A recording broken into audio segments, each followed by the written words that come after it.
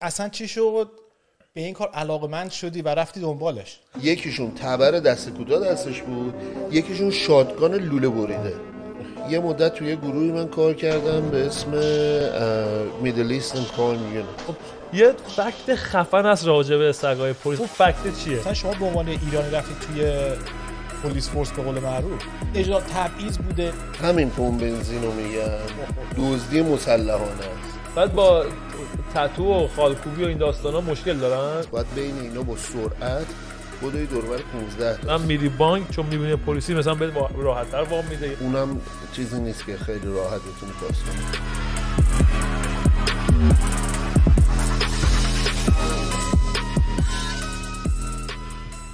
دوستان سلام، به این قسمت دیگه از گپ پادکست خوش اومدید. امروز ما واسه دفعه اول یه مهمون آوردیم، یه مهمون خیلی جنجالی و باحال هم واسهتون آوردیم. اسم دوستمون آقا ورقاه و ایشون سالیان سال در پلیس استرالیا کار کرده، در قسمت‌های مختلف بیشتر از 10 سال. ما ایشون امروز آوردیم درباره کارهایی که کرده، خاطرهایی که داره، نصیحتایی که به کسایی که ممکن است به این کار علاقه دارن و تو استرالیا بخوان این کار ادامه بدن ازشون یه سری سوالا بکنیم. داش فرقا خوش اومدی. قربون دارم عزیزم، مرسی دعوتم کردید. آیدین عزیز، شهاب عزیز، ممنون. برنامه‌تون رو نگاه میکنم، خیلی جالبه و اینکه خیلی دوست داشتم که بیام و پیشتون باشم و یه برنامه رو با هم ضبط کنیم. نه آقا دمت گرم که اصلا چیز کردی، دعوت ما رو قبول کردی، اول از این از وقتت زدی و اینا. بعد خوش اومدی و ان شاءالله بریم ببینیم چی میشه دیگه. ما چیز اولی که می‌خواستیم از شما بپرسیم این بود که اصلا چی شد به این کار علاقه‌مند شدی و رفتی دنبالش؟ والا یه چیزی بود که همیشه من دوست داشتم و چون علاقه به بچه داشتم، خیلی دوست داشتم بچه‌ها رو، یعنی یه الگوی خوبی باشم واسه بچه‌های خودم و بقیه بچه‌ها، بچه‌های فامیل، بچه‌های دوستا. و همیشه دوست داشتم یه باعث یه فرقی باشم، یعنی فرق داشته باشم با بقیه، یه راه جدا رو انتخاب کنم. این به نظرم یه راهی بود که تونستم برم، فکر میکردم که خیلی خوب باشم توش و به نظرم همینم بود. تصمیم گرفتم برم، خیلی برام راحت بود. امتحاناش البته یه سری چیزا بود که باید قبلش انجام میدم، مثلا تست فیزیک بود، فیزیکال تستش بود، بیپ تستش بود که خیلی مشکل بود. باید تو زمین فوتبال تمرین میکردم، بعد رفتم برای امتحان، اون خیلی مشکل بود. بعد تست شنا ازت میگیرن، شنا آزاد، تست زبان انگلیسی، تایپینگ که تو 1 دقیقه باید 95% اکیورسی داشته باشی تایپینگ. و خلاصه یه سری تستای مختلف بود که باید پاس میکردی که بری تازه اون استپ اولو. بعد حالا این چیزش سختی تستاش مثلا مثل تو مایه‌های مثلا سختی، مثلا تمرینای آرمی رو دیدی، یه تمرینای عجیب غریبی میکنن خیلی سخت و عجیب غریبه مثل اوناست.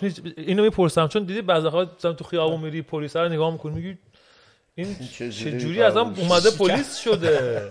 آدم داریم مگه هم؟ من یه چیز اومد تو ذهنم، چون من الان یادم اومد من خانم بچه‌ها چیز خوندن، لو خوندن، بعد واسه که می‌خواست بره پلیس خونده بود. بعد 5 بار، حالا نمیدونم قدیما چجوری بود، 5 بار رفت تست داد، هم که شما میگه تست فیزیکی هست، هم هوش هست، تست گریپ هم ازش میگیرن که مثلا آقا تو شما مچ زندانی میگیری چقدر چند ثانیه بعد با چه قدرتی میتونی. اما تازگی تست ریاضی هم داره که ایشون 5 بار تست ریاضی افتاد و به خاطر هم تست ریاضی قبولش نکردن. شکر خدا من ریاضی من بچگی خیلی خوب بوده. حتما مثل من نیست. و اونش مشکل نبود، ولی تستی که میخوان تست سرعته، تست اینی که بتونی خوب بدوی. برای همین یه تستی دارم اسم بیپ تست که یه سری زنگوله است روی ویچز هت میذارن روی این کلا جادوگری ها. بعد باید بین اینا یه متر زیگزاگی فاصله است، باید بین اینا با سرعت بدوی دوربر 15 تاست. تو فکر میکنم 3-4 ثانیه این 15 تا رو بزنی، بعد برگردی زیگزاگی اونا رو دوباره دست بزنی روش، برگردی سر جا.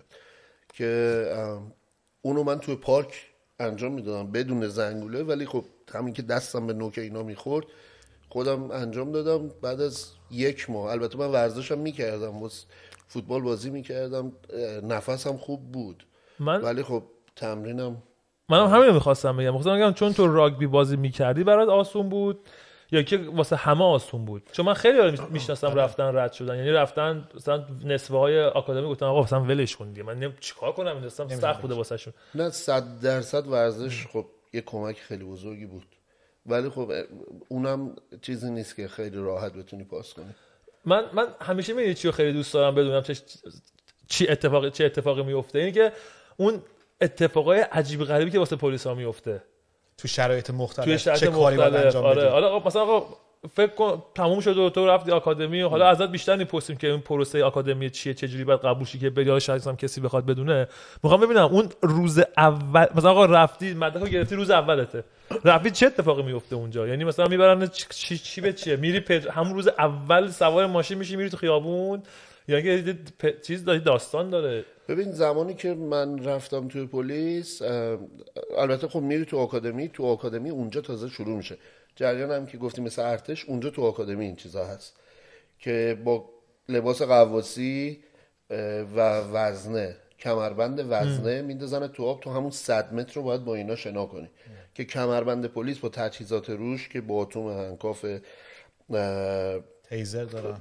تیزر که اون موقع نبود، اواسط اومد، اسپری، پپر اسپری، اسلحه، خشابات. اونم می‌خواستم بپرسم واقعا چیز خیلی داستانه چیه. بعد دوربین هم روش هست. آره نزدیک 9 کیلو دوربین بعدن اومد، ولی خب اینا نزدیک 10 کیلوه کلا رو هم. بعد با این باید همون 100 متر رو شنا کنی، شنا آزاد، که این چیزو گذاشتن که اگه یه وقت به یه ماجرای رسیدی که باید جون یکی رو نجات بدی و این کمربند روته، لباست، تنته، یونیفرمته، بدون اینکه فکر کنی بری تو آب و بتونی شنا کنی جون یکی رو نجات بدی. حالا من سوالی که داشتم، مهم نیست مثلا پلیس ترافیک باشی، نمیدونم کاراگاه بخوای باشی، این تستش یکیه واسه همه؟ برای هر کی که وارد پلیس میشه 3 سال اول بهش میگن GDs که میشه جنرال جیتی. شما باید تو خیابون با یونیفرم مثل بقیه پلیسا همون کار رو انجام بدی. بعد از اون میتونی رشته تو انتخاب کنی و بری توی رشته‌ای که دوست داری. خب حالا واسه شما همین سوالی که الان سعید پرسید، آقا چی شد مثلا روز اول شما مثلا گریجویت شدی، خب چه جوری اومدی تو کار اولی که انجام دادی چی بود؟ چه خاطره مثلا روز اول دومتون؟ ببین اتفاقا یه خاطره خیلی جالبی دارم از روز دوم. من خیلی دوست داشتم که هیجانی شروع شه. دوشنبه خورد و پست من، اولین روزم دوشنبه بود که رفتیم و هر چی تو خیابون گشتیم. ما اون موقع داغ بودم، کله داغ بود، جوون بودم، میخواستم بگردم دنبال هیچ اتفاق نیفته، همه جا ساکت.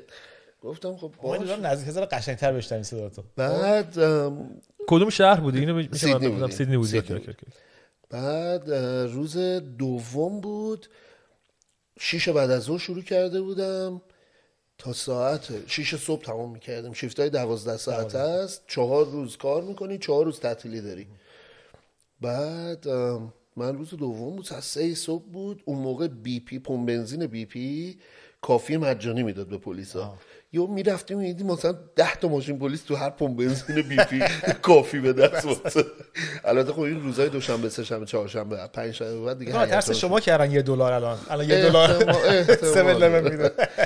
بعد ما تصمیم گرفتیم، من خب اون موقع پروبیشنری یعنی تازه واردی مثل سرباز صفر ایران، بالای شونت اون چیزه هست، یه حالت آستینیه که میذارم ولی درجه روش نیست، خالیه.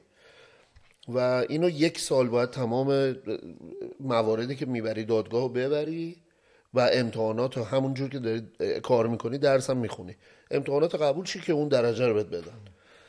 خلاصه ما هنوز بی خط بودیم و یه سینیر کانستبولی که میشه 2 خطه، اون سوپروایزر من بود، به من گفت بریم کافی بخوریم. گفتم بریم. ساعت 3 صبح، 3 شنبه، یعنی 3 صبح چهارشنبه در اصل. سینیر کانستبل چی میشه فارسی؟ صدفان میشه، سروان میشه، میدونی؟ فکر میکنم میشه گروهباندو. واسه کسایی که میبینن تو ایران شاید فکر کنم، فکر میکنم میشه گروهباندو. مطمئن نیستم برای اینکه میدونم 3 خطش میشه سرهنگ. خب خلاصه ما رفتیم و تقریبا مثلا 100 متر مونده بود اون آرم پمپ بنزین میدیدیم. رادیو یه خبری اومد که سیگنال وان یعنی چراغ روشن، برید جون یکی در خطر. روز دومه این اوضاع خطری. بعد ببخشید چند سالت بود اون موقع؟ من اون موقع 22 سالم بود، داشت میشد 23 سال. اوه چه سیچویشن اوکی. بعد این سیگنال وان که اومد من منتظر آدرس هم، ولی چون سیگنال وانو شنیده بودم قسمت بعدی این چیزو به گوشم نخورد. این سوپروایزر ما که پشت فرمون بود گفت همین پمپ بنزینو میگن دزدی مسلحانه است. اینو که گفت من احساس کردم قلبم تو گلوم اینجوری میزن. آقا ایشالله که قلبت بوده. قلبم فکر میکنم قلبم بود، ولی ولی چون واقعا وارد بود و اسمشو نمیخوام بگم، یه شخص استرالیایی بود، یه پلیس استرالیایی بود، خیلی آدم خوب و جا افتاده و کاردونی بود. بین همون فاصله که مثلا ما الان دیگه 50 متر مونده، البته اینا ثانیه‌ای داره اتفاق میفته، 50 متر مونده برسیم به این پمپ بنزین که همون پمپ بنزینی هم بود که اتفاقا کافی می‌خواستیم ازش بگیریم.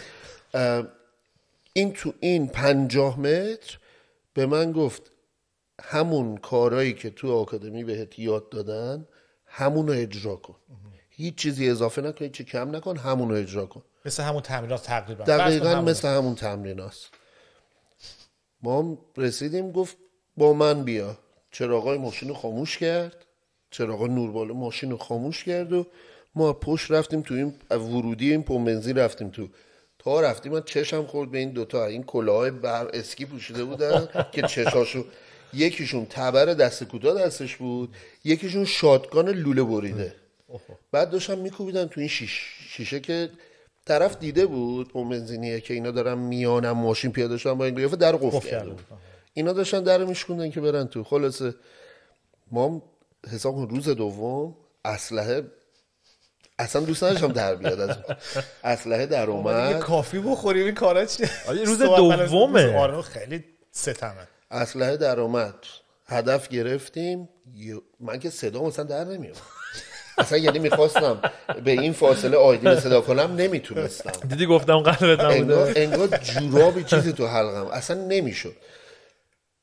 این سوپروایزر من یک دادی زد به اینا، اون داده یک شوکی تو اینا که هیچی، تو من وارد کرد، انگار خواب پریدن که اینا برگشتن ما رو دیدن، خودشون دراز کشیدن رو زمین و دیگه ما رفتیم دستمند زدیم و اسلحه ها رو جمع کردیم، یعنی اون تبر و اون شاتگان رو جمع کردیم و خلاصه اومدن دیگه، پر پلیس شد. و اون یه اتفاقی بود که واقعا چشم و گوش که چی تمام بدن منو باز بعد این اولین یعنی اولین اتفاقی که واسه افتاد بود کلا.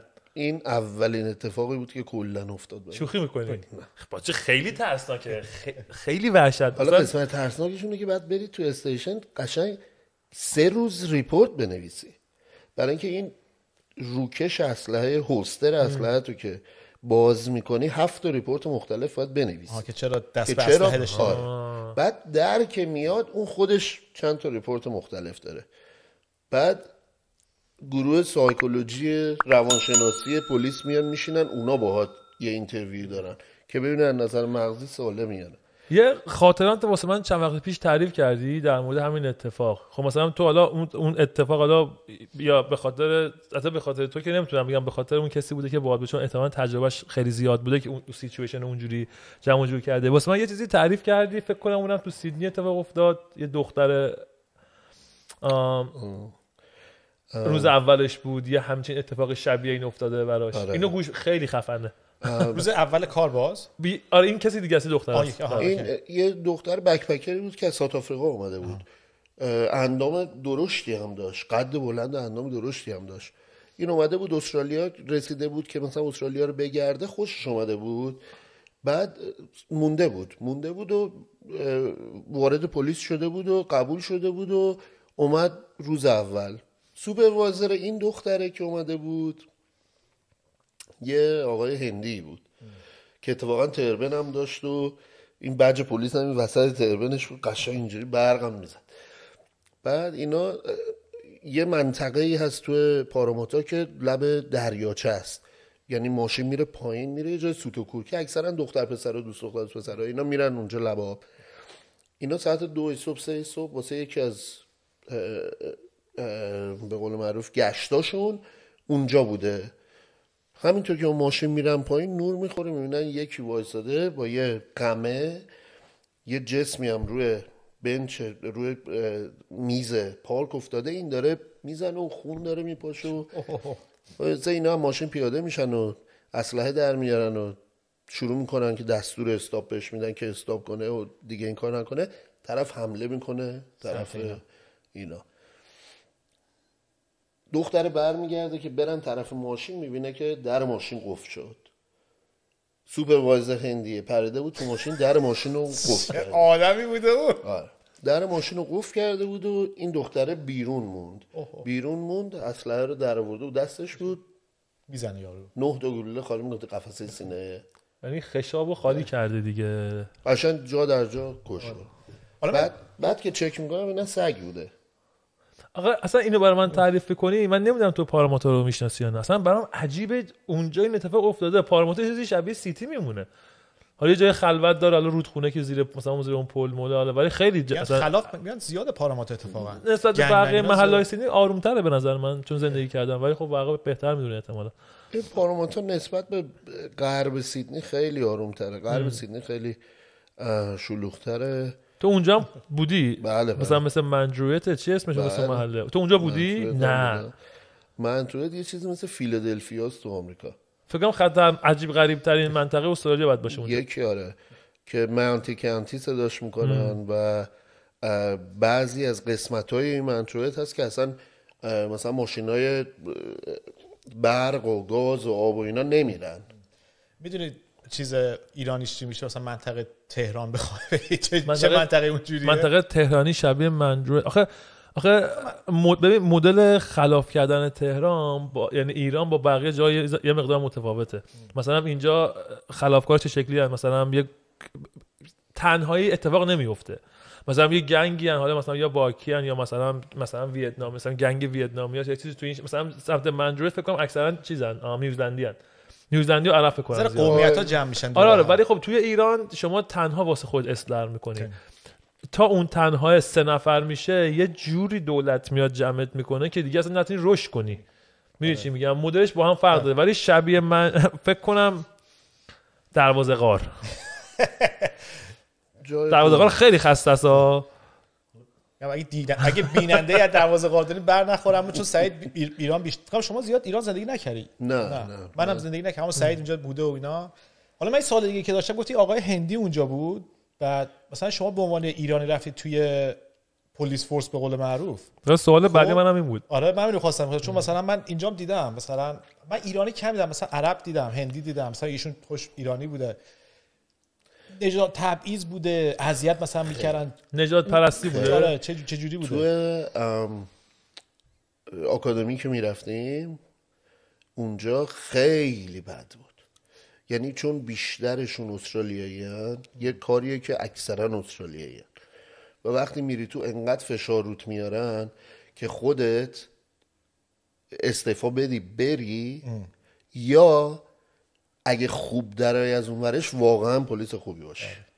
برای همین خیلی فشار میارن و همین کارو با منم کردن. من فکر میکنم تو 3 ماه اول استعفا نوشته بودم، آماده بودم. مدت چقدر بود کلا تو آکادمی؟ بذار یه سوال بپرسم قبل که اینو بگی. این آکادمی چه شکلیه؟ شما وقتی که میری روز اول ثبت نام میکنی مستقیم تو آکادمی یا تست رد میکنی بعد میری تازه میرسی به آکادمی که حالا اون مدتش هم بگو چند وقته؟ اون تمام اون فیزیکالا، تست شنا، تست انگلیسی، تست ریاضی، تست گوش یعنی شنیدن، قدرت بیان، تایپینگ، اینا رو همه رو باید رد کنی قبل اینکه تازه قبولت کنن بری آکادمی. نه من فکر کنم وقتی تموم میشه. نه. بعد کار با اسلحه و اینجور چیزا توی آکادمی یا قبلشه؟ تو آکادمی. یعنی اولدی یه لولو پس کردی تا لول بعدی. اون لول اولیه دیگه، اون پله اوله میری، بعد میری تو آکادمی. تو آکادمی که میری دیگه اونجا درسات شروع میشه که قانون هست. مدت 8 ماه فول تایم یا 2 سال پارت تایم. آکادمی. یعنی تو آکادمی. بعد آکادمی سیدنی هم یه جوریه که خارج از شهر، تقریبا 2 ساعت و نیم خارج از شهر، یه شهری به اسم گولبن که یکی از زندان‌های خیلی معروف سیدنی هم توشه. آکادمی پلیس هم تو همون شهره. میگم معروف زندان استرالیاست. آره. سکیوریتی ترین فکر کنم. آره. بعد خیلی هم سرده. منم بدشانسی تو زمستون رفتم. یعنی هرچی بدبختی بود اینا هم گیر میدادن، مومشکی پیدا کرده بودن، ما هم سر به زیر هی مینداختن اون تو آب. برو شنا. ساعت 4 صبح بیدار میکردم برو شنا. بعد با تتو و خالکوبی و این داستانا مشکل دارن؟ تو خالکوبی داشتی قبل از اینکه بری؟ من خالکوبی فقط اینو داشتم دور دستم. چون من پلیس خیلی دیدم، خیلی مثلا پلیس دیدم خیلی خالکوبی.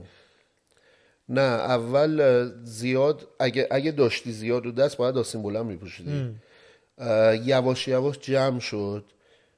ولی خب کسی که تو پلیس میره تا مچ دست و از گردن یا مچ پایین نباید خالکوبی داشته باشه، برای اینکه میگن این بر علیه قانونه اگه کسی اینا رو داشته باشه. آره چون خالکوبی ایمیج بد داره کلا. اصلا میگن قسمت از مچ تا سر انگشت یا از گردن تا نوک سر یا از مچ پا تا انگشت پا متعلق به کوین انگلیسه. نه واسه میگه اگه کسی شوخی میکنی؟ نه میگه اگه کسی روی این تتو کنه برخلاف قانونه. برای همین بیشتر موتوریا و گنگا روی دستاشون هست. قشنگ بردهداری نوین. آجی خیلی عجیب غریبه. این یه چیز عجیب غریبی بود. البته فکر کنم قانون قبلا یه ذره سخت‌تر بوده. الان قانون قبل که اصلا رو قد بود، قد و هیکل. آره نه همین تاتو که میگی منو خیلی دیدم آستین کوتاه میپوشن اینا، فکر کنم یه ذره شلترش کنم بعدش میری شاید فرق بکنه. آره خب الان مثلا قدیما تو باید بالای 1.90 بودی که وارد پلیس میشدی اصلا، یعنی 6 فوت و 2-3. حالا انداشی میگفتی آکادمیتون دور بود، من فکر کنم اون بحث باحالی بود. گفتی آکادمی دور بود و رفتی اونجا و اینا، بعد 8 پادگانتوره، یعنی خوابگاه و قشنگ خوابگاه داره که بعد تنها استیتی هم هست سیدنی نیو ساوت ولز که شما پولو میدی به اونا که پلیس شی. یعنی خرج تحصیل تو $15,000 من هکس گرفتم دیگه. هکس میگیری، کمک دولته. کمک دولت میگیری میدی، بعد از روح حقوق پلیسی یا مثلا از روح هر حقوقی ور میدارن اونا ذره، ولی خب تکس فریه. اوکی. یعنی بهره نمیگیرن، همون پول اصلی رو ور میدن تا تموم شد. بعد پلیسا چیزن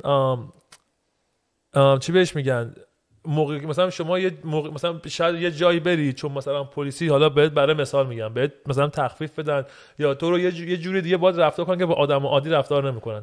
مثلا میری بانک چون میبینی پلیسی مثلا بهت راحت‌تر وام میده، یا مثلا میری فلان جا میفهمی پلیسی بهت سرویس بهتر میده، یا مثلا با قرارداد چیزی همین چیزی هست. ما روز اول که میریم داخل پلیس وارد پلیس میشیم و عضوی از پلیس میشیم، بهمون بانک پلیس یونیون اتوماتیک حساب باز میکنن، برای که حقوقت میره تو اون بانک. چه بانکیه؟ پلیس یونیون.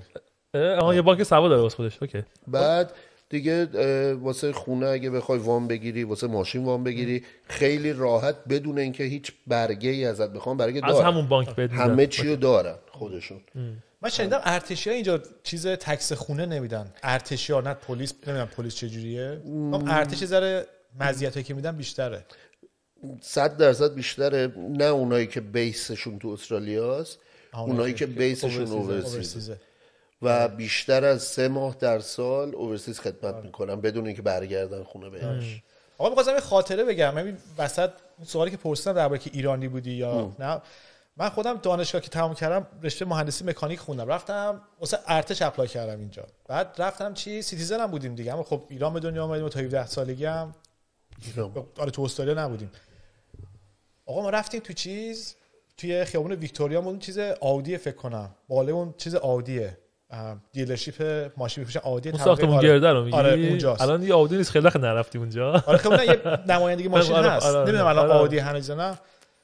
چکیدهش ما رفتیم بالا، تنها کله سیاه اونجا من بودم، من و یه پسر هندی دیگه هم بود. البته هندی یه ذره روشن بود، همه عضوی بودن. هندی یواش. آره هندی یواش به قول تو. بعد آقا همه میرفتن تو، اینترویو 5 دقیقه، میرفتی اتاق مدیکال، قد نمیدونم وزن اینا رو میگرفتن میفرستن واسه آزمایشگاه، خب تست خون و اینا میومد. حاجی پسر چیزه رفت، هندیه رو صدا کردم 20 دقیقه بعد هی نیومد. بعدم پسر اومده، پسر هندیه قرمز شده بود خب بعد قاطی، بعد نیومد پیش من بشین، ورقه مقابش دادن، رفت بیرون. بعد از اون من صدا کردن. آقا ما رفتیم تو، یارو نشسته با لباس فکر کنم نیرو هوایی آبیه، نیرو دریایی، دریاییه که اتفاقا شروع کرد از نیوی نظم سوال کردن. آقا نشستیم یاری داره سوال کرد مثلا درس چی خوندی و اینا. بعد اینی که میگم 2 دقیقه رفت قضیه. خب کجا به دنیا اومدی؟ ایران. تا کی اونجا بودی؟ بابا چیکار میکرده تو ایران؟ کلا از 70 سال نسل ما رو پرسیدن تا اینجا. گفت بشین میام.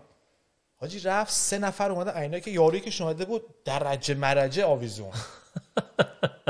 حاجی 4 نفر بیا گرفتیمش. آره من میگه بچه 17 18 ساله، خب ما 20 سالم بود دیگه، نشستی اینجا 4 نفرم صدفانون هم داره تیمسار میمسار جلوت نشسته. آقا ما رو سوال پیش کردن از هواپیما چی میدونی، از بمب سازی چی میدونی. خب مثلا ما میخوام تو رو بفرستیم واسه چیز نیوی، مثلا باید بری عراق بفرست، اگه بری عراق چیکار میکنی، از موتور مثلا کشتی نیوی چقدر میفهمی.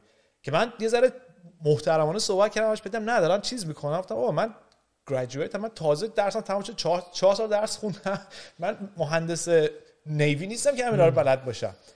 حالا ذره ما رو چیز کردن، اینا دیدم من دارم طول میشم، گفت برو خبر میدین، فردا زنگ زدن قبول نشدی. دیدن اعصاب نداری، گفتن زیر استرس این تصمیمات عجیب غریب میگیره. این خاطراتی بود که قشنگ من اونجا احساس کردم. خب یعنی درباره تجربه کاری مثلا درسی 5 دقیقه 40 دقیقه درباره که از کجا اومدی و بابات کی بوده، نه بابا بزرگت کی بوده، سوالا اینجوری بود. حالا الان شعب گفت خاطره، من یه بنده خدای دیگه هم میشناسم، مثلا دورادور میشناسم، دوستی که از دوستامونه، خیلی خاطرات عجیب غریبی تعریف میکرده از پلیس بودن. حتی اون فکر کنم دیتکتیو شده، یعنی کارگاه شده بعدن.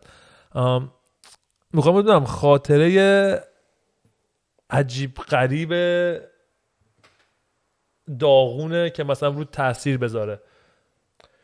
مثلا اومدی خونه گفتی مثلا این چی، مثلا من چرا مثلا دارم این کارو انجام میدم، ببین چی میگم، مثلا برای چی بعد این کارو انجام میدم، مثلا رو اثر منفی بد گذاشته. چیزی داری، چیزی هست تو ذهنت؟ خاطره زیاده، برای اینکه خب سالها دیدی تصادف، دیدی بچه کوچیک توش از بین رفته. من تجاوزم زیاد شنیدم به بچه. تجاوز من خودم یک کیس داشتم که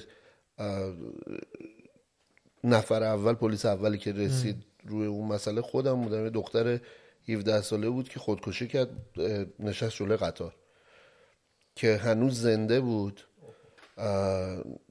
و ما توی قطار گشتیم، چند تا پرستاری که کارشون تموم شده داشتن میرفتن خونه با اون قطار رو آوردیم پایین که اینا رفتن تقریبا زیر قطار و این دختره رو گلوشو تکون دادن که خونابه بیاد، داشت خفه میشد. دختره شروع کرد نفسی، البته خب متلاشی شده بود بدنش تقریبا، و این دختر 4 ساعت بعد توی بیمارستان فوت کرد. این کیس رو به من که سپردن، من باید ریپورت اول من می نوشتم. من این خیلی برام عجیب بود که یه دختر 17 ساله که تجربه زندگی آنچنانی نداره چطوری میتونه خودکشی کنه، به این راحتی تصمیم میگیره که اینجوری خودکشی کنه. در نتیجه من اینو آخر رپورت شما میتونی بسپری اینو به یه مقام بالاتر که کارشون تو این چیزاست. من این تصمیم گرفتم که این کار انجام بدم و اینو سپردم به دست کارگاه‌های کشت و کشتار که میشه هومیساید دتکتیوز. و بعد از چند مدت صدام کردن بدون خبر بالا و رفتم بالا، بهم اکسلنس آورد پلیس دادم واسه اون کیس که مثل که رفته بودن این ور اون ور چک کرده بودن و خیلی تحقیقات کرده بودن، فهمیده بودن که پدر این دختر به این دختر تجاوز می‌کرده از سن 6 سالگی، مادره خبر داشته و اینا با قرص دیوونگی این دختره رو همینجوری قاطی آورده بودن بالا که دختره مثلا حرف بزنه این ور اون ور بگن دیوونه است، نمیدونه چی داره میگه. و این خیلی کیسی بود که تاثیر خیلی منفی گذاشت من. که بعد اینجور کیسا رو چیکارشون میکنن؟ اون مثلا میری دادگاه چه طور براشون میفته؟ ببین دادگاه مادره به عنوان شریک جرم گرفت دستگیر شد. پدره به عنوان اصلی دیگه، نفر اصلی، پدره یه لایف خورد برای اینکه باعث حبس ابد که تو استرالیا 25 ساله بس ابد هم نیست خیلی ولی خب چون تجاوز کرده بود و این باعث خودکشی دختر شده بود، هم به خاطر تجاوز 13 سال حبس کشی گرفت و هم به خاطر کشتن دخترش 25 سال. یعنی یه زندگی و نصف، یعنی 37 سال حبس خورد، در صورتی که دوربر 50-51 سالش هم بود اون موقع. و حالا نسبت به یه سوال از هر دوتون بپرسم، فکر میکنید این اتفاق فریه؟ فکر کن آقا اصلا طرف 25 سالش بود، مثلا بعد 25 سال دیگه میتونست بیاد بیرون، این اتفاق فریه یا نه؟ من از اولم گفتم من اصلا اینو دوست نداشتم و دوست داشتم که بتونم خودم همونجا از بین ببرم. من اینو زیاد شنیدم از پلیسا، میشنوی اینو. آره. مثلا میرسم بالا سر یه اتفاقی، بعد میگه میدونی اصلا، چون وقتی میرن احتمالاً میفهمی داستان چیه دیگه، همون اولش میگن معلومه داستان چیه. خیلی از کیسا میگه میدونی یارو یه کاری کرده که مثلا خیلی کار فولی بوده، بعد میدونی همونجا میتونی داستان یارو رو تمام کنی، ولی نمیکنی این کارو. میگه اون خیلی موقع سختیه. آره. نظر تو چه در این باره؟ فکر می‌کنی فیر این قضیه؟ ما درباره این حرف زدیم قبلا. آره. ما یکی از اپیزودام هست که بحثمون این بود که آقا مثلا کدوم قسمت بود درباره فکر کنم مردنه بود. آره درباره خودت چیز کنی. آره مرگ خودخواسته بود که به نظر من میگفتم آقا مثلا اگه ارزش یه نفر نگه داشتن باشه، خب مثلا فرقی آدمی که خیلی مریضه یا مثلا یه آدمی که همچین کاری میکنه چیه؟ خب چرا مثلا آدمی که مرگ خودخواسته رو میخواد باید کارش واسش انجام بده، اما این آدمو تو زندان نگه دارن؟ البته بحثمون به چیزی که آقا آره. دولت چی میخواد، پول چقدر توش آره قانون هست. بعد به این فکر بکنی. حالا من نمیدونم تو کیسه که اما اگه بخوام شخصی بگم، حالا به نظر من فر نیست. یعنی باید واقعا واسه همین شاید اصلا آمریکا هنوز قانون چیز داره، اعدام داره. آره بذار حالا من اینو بگم. حالا من نمیدونم اون تو اون کیس چه اتفاقی افتاده. اگر واقعا طرف مریض بوده باشه، زن و شوهر شاید مریض بودن. حالا بذار بگم چرا. یه چیزی داشتم نگاه میکردم چند روز پیش، یه کسی که کیس چیز بوده، فکر کنم ایران شیزوفرنیه، اسکیزوفرنیا چیه اون. آره بعد اونو داشته. بعد این خونه خود یارو صحبت میکرد، یه خونه رو آتیش زده. بعد گفتن بچه آتیش مثلا داستان چه فلان و بیسار. بعد گفته اینجا یه دختر رو گرفته بودنش، مثلا دختر رو خفتش کرده بودن به اصطلاح، بعد داشتن بهش تجاوز میکردن مثل 10 تا آدم، 10 تا مرد. بعد این پسره میره تو خونه، بعد میره دختر اونجا سو میگه چیه فلان و بیسار. دختره میگه که تو، بعد میگه پسره گفت من آجر ورشم که مثلا برم اینا رو بزنم. گفت آجرم ورداشته بود که بره اینا رو بزنه. بعد دختره بهش گفته که بابا چیزه اینا زیادن، مثلا زیادن، اسلحه دارن، تو رو چیز میکنن، تو رو میکشن فلان و بیسار. بعد گفت چیکار کنیم؟ دختر بهش گفت بیا خونه رو آتیش بزنیم که داستان غم انگیزی بعد فرار کنیم، عجیب غریب شه، بعد بتونیم فرار بکنیم. بعد خونه رو آتیش زده، فرار کرده. اصلا همچین آدمایی وجود نداشتن. نه توهم بوده. یعنی اون مریضی اون کارو باید میکنه، اون هیچ چی وجود، این همه این گفتگوها، همه این اتفاقا توی مغز خود پسره بوده و خونه رو آتیش زده. اگر یکی همچین کیسی داشته باشه و اون کارو انجام بده، خب اون باز قضیهش فرق داره. میدونی چی میگم؟ یعنی باید واقعا فول استوری رو بعضی وقتا شنید. و آخه یه سری هم راه در روش رو از این چیز میکنه وقتی دادگاه میرن، چون مثلا یارو هر کاری میکنه میگه مشکل چیز داره، روحی روانی داره. نه شما میدونید اولین کاری که بعد میفرستن دکتر که آقا باید بریم تست اعصاب بده اینا. همه اکثرا هر کی کارو قطع میکنه، بچه میکشه، ریپ میکنه، این کارا اول میگن آقا یارو مشکل روحی روانی داره، تا ثابت هم نشه نمیتونن واسه یارو حکم ببرن. درست، کاملا درسته. و حتی اگه در اون لحظه‌ای که جرم کرده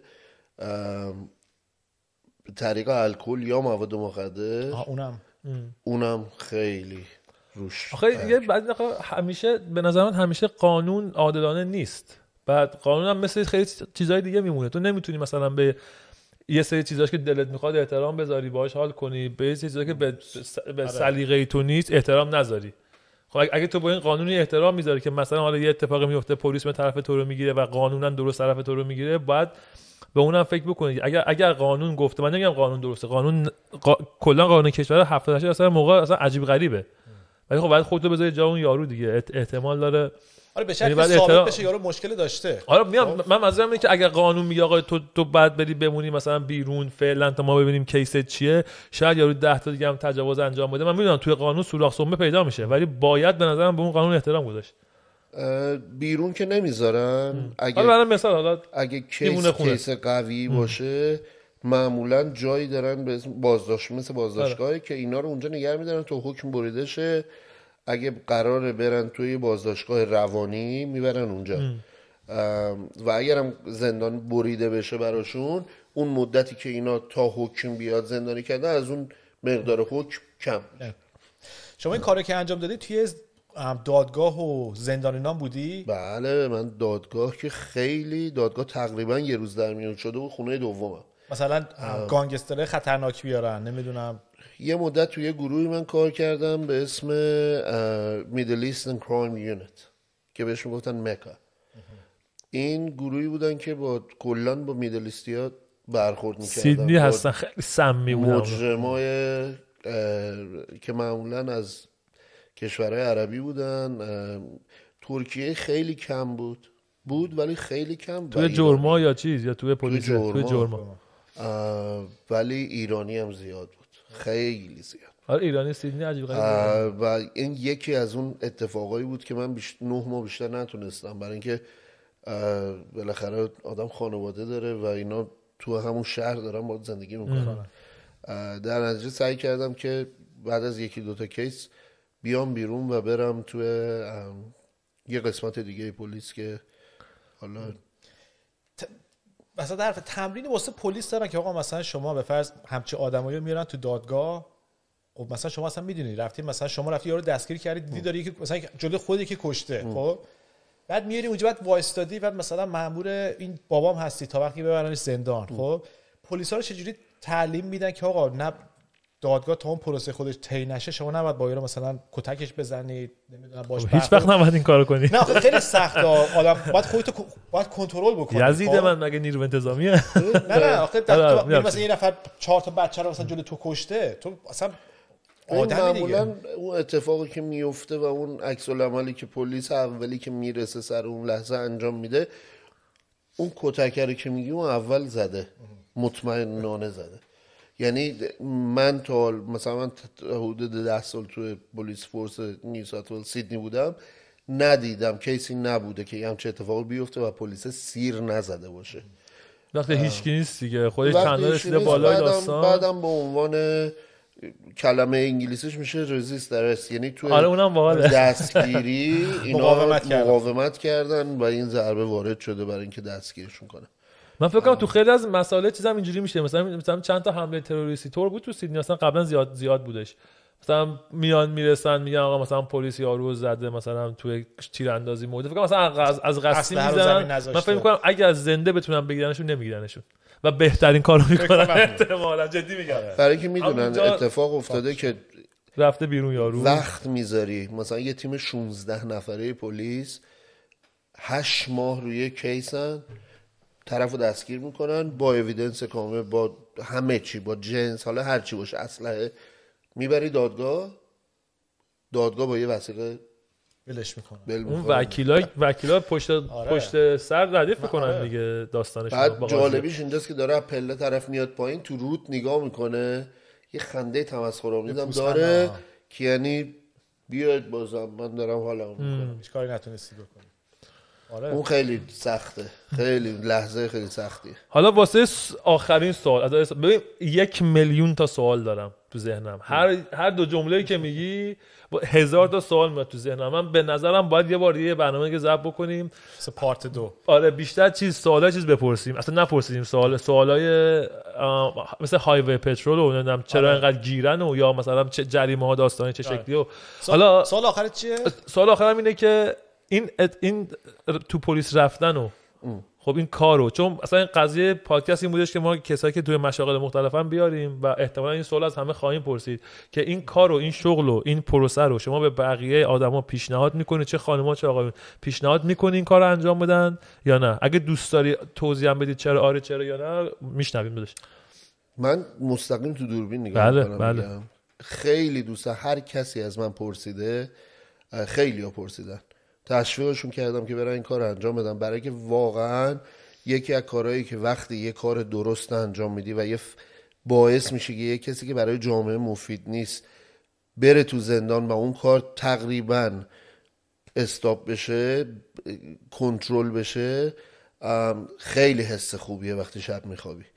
برای همین من خیلی اونو دوست داشتم، اون حسه رو خیلی دوست داشتم و به همه میگم اگر دوست دارید برید، سعی کنید برید و انشالله موفق شید و آرزوی بهترین ها رو براتون میکنم تو این راه. خیلی کار عالیه. دمت گرم، بازم دمت گرم دعوت ما رو قبول کردیم. من مطمئنم ما یه بار باید با هم بشینیم و اگر کسی سوالی، نمیدونم هر اتفاق، هر چیزی از ورقا سوال داره برامون کامنت بذاره. ایمیل ها رو میذاری پایین؟ آره ایمیل هست توی ایمیل، هر چی از اگه میخواد از ورقا سوال چیزی دارید، یعنی تو این زمینه دارید بپرسید، حتما جواب میده. اصلا میاد اینجا، یعنی بازم لطف میکنه واقعا، میاد اینجا سوالا رو همینجا ازش میپرسیم. و من یه سوالی که من خودم تو کامنت شات بنویسم الان نشد بپرسیم، سگای پلیس بود، چون میدونم خیلیا علاقه دارن بدونن که مثلا آقا حیوان دیگه چه جوری میاری، از کجا، چه نژادی، تربیت، نگهداری. ان شاءالله تو قسمت بعد این اولین سوال من خواهد بود.